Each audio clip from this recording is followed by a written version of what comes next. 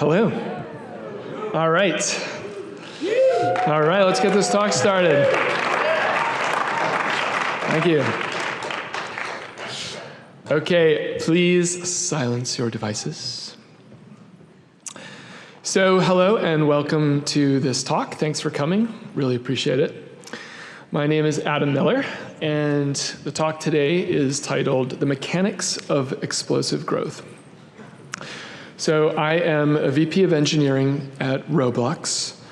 And for those of you who are not aware of Roblox, we're the largest entertainment platform for kids under 18. And I've been at Roblox for 5.5 years. And while I've been there, I've been fortunate enough to witness a really interesting trajectory of growth. So I'm going to tell you a little bit of that story today.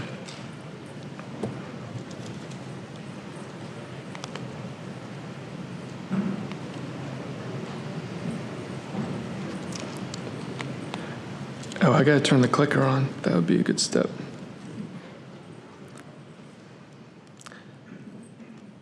Oh, all right, anyway. So this one slide kind of captures the essence of this whole talk. So this is the story of many, many years of moderate and steady growth. And then all of a sudden, in the beginning of 2016, boom, hockey stick. We hit the inflection point and things really take off.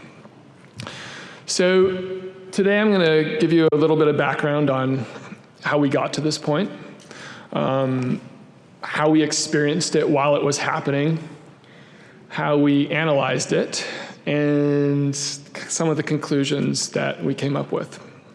So I am not an expert on growth theory, on company growth in general. This is one data point that I think is interesting and hopefully has some takeaways. So a little bit of background on how we started. Roblox first launched in 2006. And we began with a fundamental premise about people, which is that humans want a place for self-directed, imaginative play. And increasingly in this world, it's harder and harder to find that, especially for teenagers and kids. So when Roblox started, we wanted to try to give a place that allows that online. And it started out as a physics educational tool or toy, but quickly we added some basic functionality that defined our platform.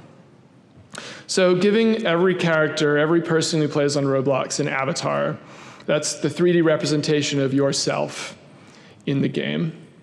We added Lua scripting, so from being just physics, adding scripting, we enabled more compelling experiences and games to be created on the platform.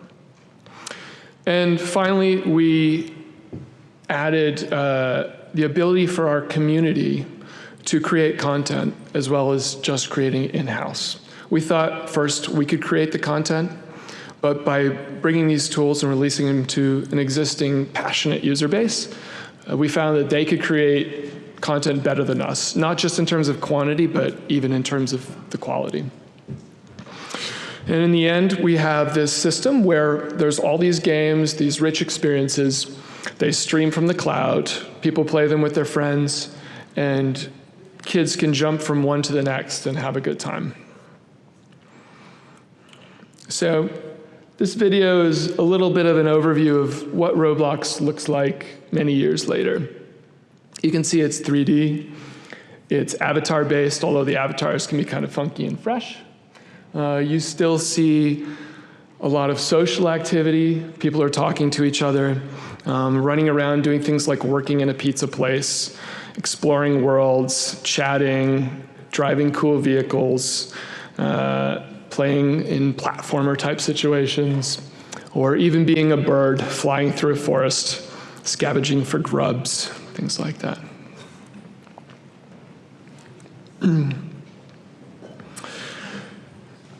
So there's a phase that I'm calling the formative years of Roblox. And this is the long period of time where we focused on building our core vision. This is the 10 years from that launch in 2006 until that really big growth thing we're going to talk about in 2016. So in this time, we focused on trying to solve these really hard problems. And to do that, you build an amazing team. You build a team that focuses and thinks about these really hard, long-term problems. And some of the things we built in this time were enabling easy play with friends, really doubling down on that social experience. So kids can be together, they can be on different devices, they're in one same virtual world, they're jumping around, talking to each other, having another experience in another game, making that seamless so it goes across PC, Mac, iOS, Android, Xbox, VR, and you can all be playing together in one world. That's not so easy, not a lot of people do that, but we focused on that as one of our big things. And enabling these tools that work in a way that creators can create a piece of content and quickly push it to the cloud, have lots of people playing, and it just works automatically, and we scale to lots of people. So in this time, we're experiencing a growth that's in the 30 to 50% year-over-year range. And it's steady, and there's challenges that came along, challenges for our own toughness. So competitors would launch, potential competitors, sometimes these games would launch, and they would just explode. They would take off. They're getting 10,000% week over week. And the challenge for us, the big thing we thought about was, do we try and copy them? Wow, they're having all this success over here. Should we do some of the things they're doing, or do we stay to our true vision? And I would say this is the period of time when we really focused on our vision and kept that same course. So 2016, and to step back a little bit, the beginning of 2015, we set a company goal. We said, we're going to grow at 85% this year. And it was crazy. It was outlandish. We'd grown at like 35% the year before. We're like, no, we're going to grow at 85. We're going to set this really high bar. So everyone's like, okay, I don't know if we can do it, but we're going to try. So the 2015 holiday comes around, and it's the best holiday season ever. We're taking off. There's tons of traffic, but we always do well during the holidays, so it's not that big a surprise. It's just like, okay, things are good.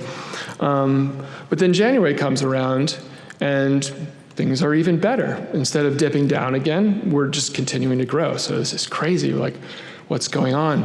People are looking around. Maybe it's a stat collection problem. No, things seem okay. Maybe it's a botting problem. Got all these bots attacking us, but no, they're paying us money. Bots don't normally like to pay you money, so it's probably not that. So all of a sudden we realize that this is real. This is, we're hitting 300%. All of a sudden it's going crazy. So very exciting. And we want to figure out why. Because if it's one thing we just started doing, well, we better make sure we don't undo that. And we weren't quite sure. So we started to think about it, but at the time, so much of our effort was just keeping things running, right? We got this amazing growth, and we want to make sure the servers stay up and the site doesn't come down and the database doesn't collapse under the load, and we just like ride this train. So people talked about theories, but there wasn't even time to figure it out at the time. So we said, okay, cool. We know something's going well. Let's ride it for now and see what happens. So we had a bunch of theories at the time. When I researched for this talk, I got a bunch more theories. There's as many theories as there are people that you can talk to about it. And a lot of them are very interesting. So I'd go to the marketing team and I'd be like, hey guys, why did we grow like this 2 years ago? And they're like, oh, it's very simple. Yeah, we did these awesome co-brandings. We really got our brand out there, and we got our name out there. It just like took off. I was like, oh, cool, good story. And then I go to the web engineers and be like, hey, why do you think we started growing? Oh yeah, it's because we fixed the polish on the site. Like, our site used to be so ugly, now it looks professional. Like, we took Comic Sans out of the website. Take Comic Sans out, I mean, there's just no limit to how much you can grow. That makes sense, right? So, you think I'm joking, I'm not joking. And I'd go to like the product team, and be like, well, why do you think we're growing? Oh, there's a great reason for it. We finally enabled excellent party play, like the ability for people to jump in, game together. We fixed all those problems. We really unlocked that social dynamic. I'm like, oh, that sounds interesting. So there's all these theories going on. Everyone's got a different one. Let's dive into a couple of what I think are some of the most compelling ones and take a look at how that plays out. So theory number one, YouTube influencers. These are the YouTubers who are either new to Roblox or started streaming Roblox around the beginning of 2016, right around the time when we're growing. All of a sudden, there's tons of YouTube videos going up. And some of them are getting millions of views, tens of millions of views. Clearly, they're driving traffic to our site. So this could be it. Like, maybe we hit some kind of big thing on YouTube, and that just took over and drove all the traffic. So looking back at the charting of it, I'm plotting two things here. So I'm plotting the Roblox activity on YouTube versus the Roblox signups. And when we see this, the YouTube activity turns out is a trailing indicator. So it's actually growing a little bit after the Roblox sign-up indicator. And so what that means is it's actually the new Roblox users who are saying, oh, I want to also go to YouTube and watch videos about Roblox. So that makes sense, right? And it's still a great thing for the company. We appreciate it, but it can't be the one factor that explains our growth trajectory. So theory number two, we've always had some international presence. Back around this time, 2015, 2016, we made a big effort to put servers in different countries around the world where we had a lot of players. And the theory was our games are all networked, and if you're connecting to a server, you have a lower latency, you're gonna have a better experience, you're gonna wanna play Roblox more. And this graph shows what happened when we launched our servers in Germany. All of a sudden in Turkey, which is pretty nearby, you can just see this jump in activity. It seems very clearly correlated. I think the internet isn't so good in Turkey. So this seems like a pretty compelling explanation when you see a jump like this. But then you start to look at what happened in Germany itself. So Germany itself, even though they got the actual servers, there's no change. And it's not 100% clear why, but we think it's because their internet was already pretty good. So they had some kind of connection to somewhere else that was already good enough, whereas the Turks really had that jump in experience. And when we looked across the world at all the different places where we added servers in all these countries, there were some pockets where there was some change, but it wasn't enough to really explain the whole change in our growth. So another good thing, but not the answer. Very compelling theory, our Xbox launch. So we first launched on Xbox at the beginning of 2016, right in January, and it's that little white bump that starts appearing at the top of the graph. So it's a lot of new users coming in. And there's a theory that beyond just these new users you're getting, there's additional benefit for the existing users. So if you have one house and two siblings want to play, and all they have is an iPad and an Xbox, all of a sudden, if the Xbox can play too, you got more benefit because they can play together. So you take these two things together, it's a very strong theory. So we have to dive a little bit into how growth works to analyze this theory. So for growth, there's really only two things you can move. You can either get more new users at the beginning of the funnel, or you can lose fewer users at the end of the funnel. And looking at this growth in this particular time, we realized that it was new users at the beginning of the funnel that was changing. The retention metrics didn't particularly move. So, okay, that sounds good. That seems to match what we see with Xbox. We see new users with Xbox. But here's the problem. So this is a graph of overall traffic, but we're seeing a change in new user acquisition. Now, new user acquisition is a leading indicator for traffic, meaning the users that were acquired and the change at rate at which they were acquired happened earlier than this growth. So when we look back at when it really changed, it was actually August and September the year before where we started to see this uptick in new user acquisition.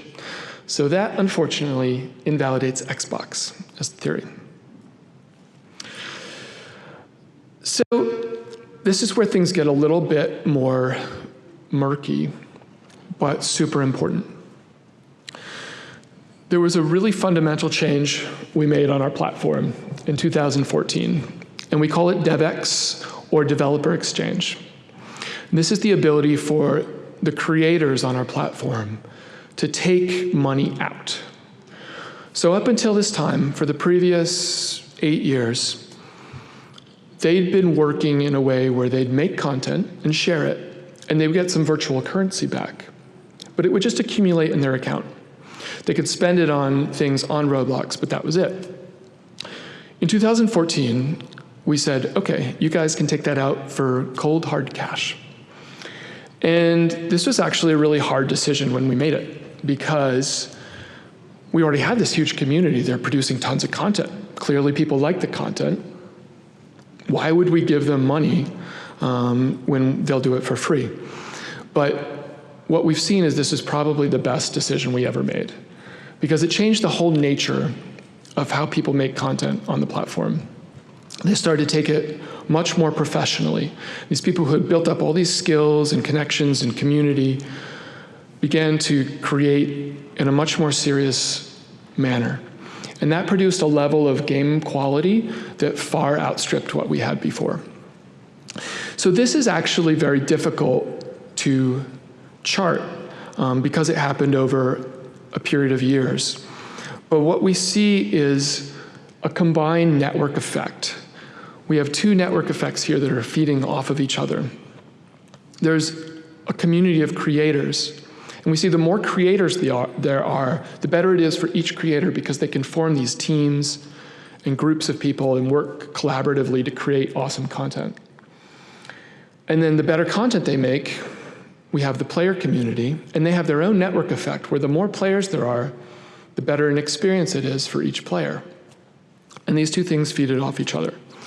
So I do believe this was a factor in our growth change, although it's something that happened over a long period of time and probably can't be a sharp uptick in itself. So back to our theories, I can disprove all of them. I can prove that every single one of these theories, I believe, I could be wrong, is not the one thing that made Roblox grow. They're all great, and they all helped.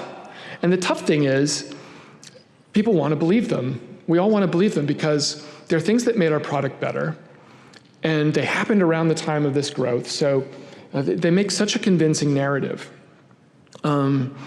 So what did change the growth?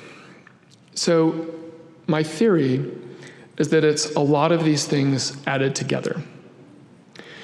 And this sounds like a little bit of a cop-out, but I'm going to explain.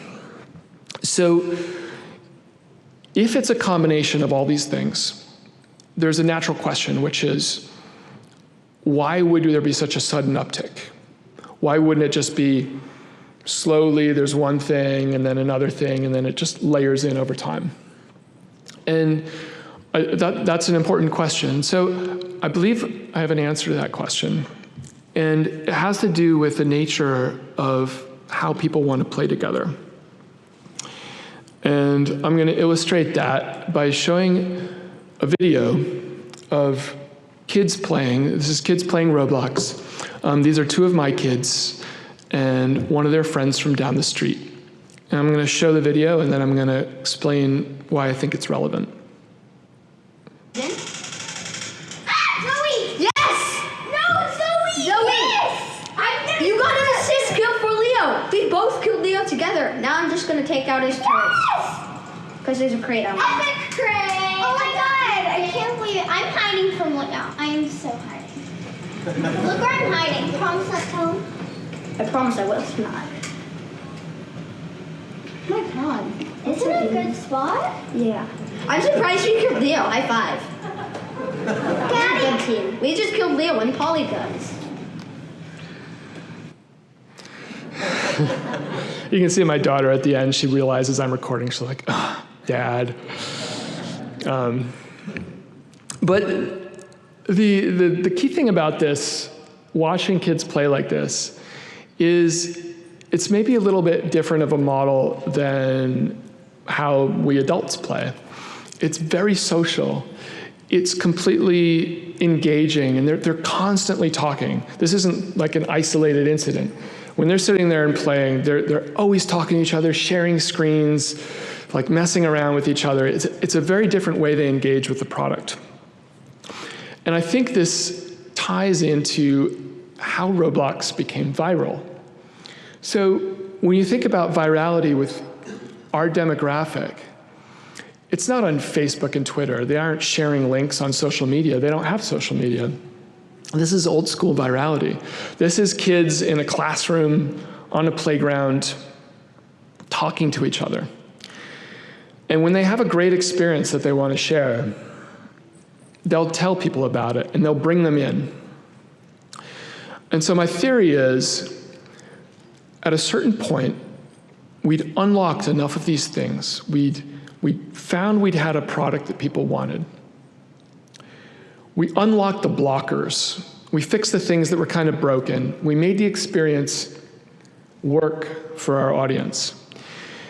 And that opened up their desire to bring in more people.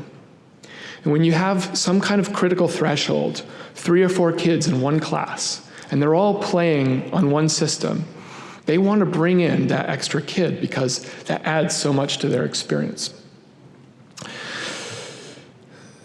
So this is our ultimate answer in our story.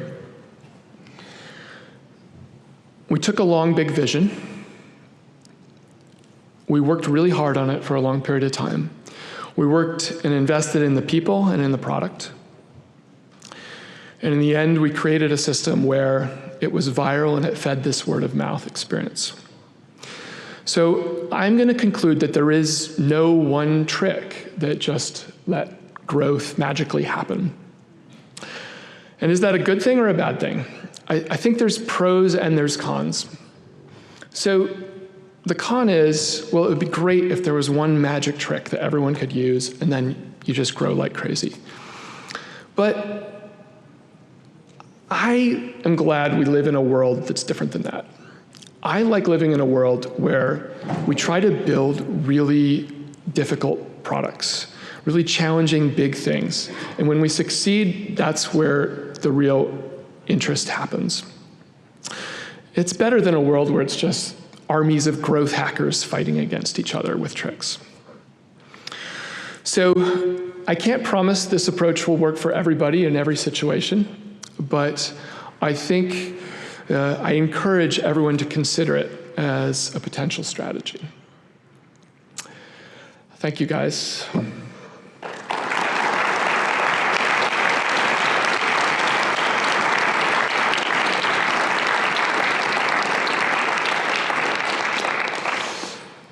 Are there any questions?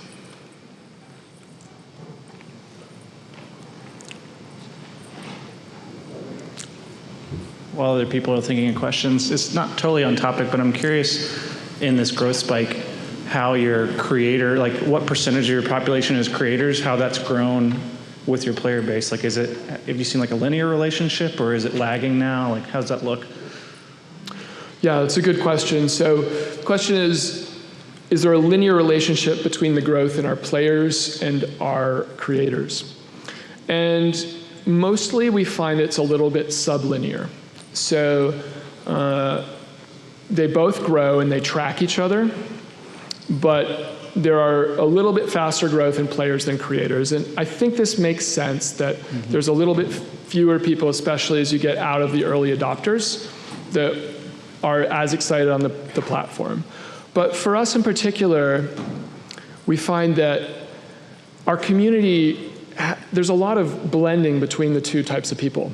And especially with children who want to be creative, they'll play one day and then they'll create another day.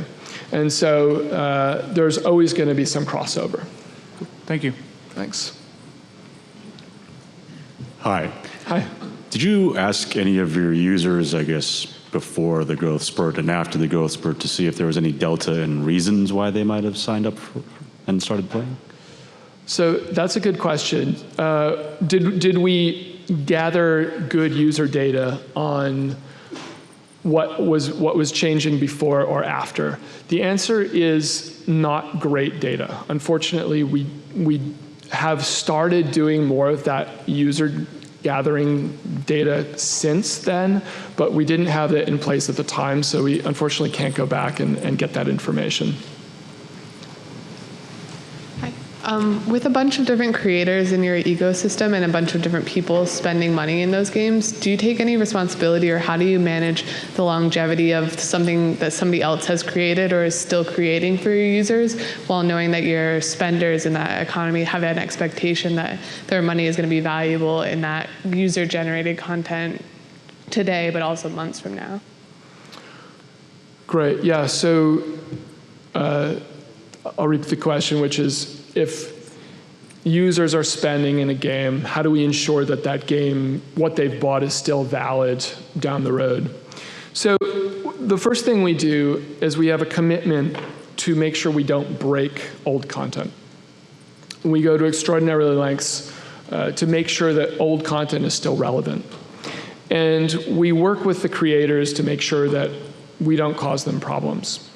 We find that most games still operate, if they're making money and they have a significant community involvement in their game, they will continue to operate that game and not break it. There are times when things like that do happen. Somebody bought something in a game and the game creator broke it and doesn't care. It's relatively rare. It does happen. I'm not exactly sure on our policy at that point in time, but we do sometimes offer refunds in certain situations. Hockey stick growth is kind of a double-edged sword. With that growth comes management problems, scaling problems, not of the systems necessarily, but the humans. Additionally, it increases speculation on your brand. And I'm not sure if Roblox is publicly traded or not, but that can tend to be quite volatile. How are you addressing the non-engineering risks of explosive growth? Good question. So how do we handle the other parts of explosive growth, the downsides? So first, Roblox is a privately held company, and so we don't have to worry about external pressures, which are tough. I'm glad. At the time when we were going through this phase, I think a lot of it came down to our culture. And there were challenges, but what we did was we grew slowly within our means. We didn't say, okay, now we're a different company. Now we're going to be like that company over there, we're going to rethink ourselves. So we stayed within our existing plan and didn't try and overshoot. We didn't take, I think where people can get into trouble is saying, I've got to capture this thing now. I better hire 1,000 people tomorrow because we're this other company now. And we didn't do that. So that seemed to work for us. Thank you. Hi. Since observing the growth in the Turkish market when you opened your German servers for the game, have you developed any sort of scheme to track potential player bases and see if there's interest in having servers set up in that region of the world? Good question. So are we tracking interest in different parts of the world, and how do we determine how we're going to approach it? We do. So it turns out that currently about half of our usage is international, maybe just a little less than half. So we have a ton of early signal on where users want us to go. And it's interesting that some countries tend to be much more popular than others. So for example, South Korea loves Roblox, Japan less so today. And even though we haven't done anything in particular for either country. So we get a lot of strong signals off of the existing traffic, and then we get to target where we want to deploy more services, translations, things like that. Okay. Are there any identifiers that are specifically outside of the game that you've noticed in particular? So one that I've noticed is YouTube streamers. So that seems to be a strong indicator that there's a cultural affinity for the product. So with South Korea, Thailand, some other places, unexpectedly you get these streamers who have millions of views of Roblox that's maybe out of proportion to the traffic from that country itself. And so that potentially is one of our indicators for, hey, we should take advantage of this. Okay. Thank you. Thanks. Hi. Were there any factors you identified as critical to the very steady 30% year-over-year growth prior to the hockey stick that were not talked about already? Yeah, so how did we identify the steady 30%? So what's funny about that, I've thought about this, I guess this is natural to humans. You have some kind of status quo and then you just accept that. Oh, this is the thing, right? But we don't actually have any way to prove that that was the thing we should have expected versus the change. So the answer is not really. The nature of the growth at the time, I think, was word of mouth, viral growth. We didn't do a lot of advertising. We never did. But so I think there's a coefficient of how fast people come onto the platform, and that 30 to 50% represented that. But like, I can't prove it, and there's no like mathematical basis for either phase, I guess. Hi, I have two young girls that absolutely love Roblox. Yes. And I spent hundreds of dollars on great games and Nintendo Switch, and they prefer to play Roblox, which sometimes infuriates me. My question is, as a parent, since the players are so young, and anybody can create, whatever they want, are you thinking, or do you already have something in place that monitors the content and curates it in some way? Yeah, good question. So how do we moderate, and curate the content? So because we are targeting young children, this is built into our DNA from every phase of our product. So every chat message, every piece of text goes through scrupulous text filtering. We have teams of moderators that stand by and react in very quick time to anything that's behaving badly, any kind of antisocial behavior, any content that is not appropriate. Every image, sound, mesh, and so forth goes through a moderation queue before it can view it on our site, and so forth. We can't be perfect. We can't absolutely catch everything and guarantee it, but it's very good. And we're always working to make it better. Thank you for your presentation. So you mentioned you have quite a few players in South Korea and Japan. So I'm wondering, are you thinking about creating some content that caters to the Asian audience? And also just how do you think about the timing of international expansion in general?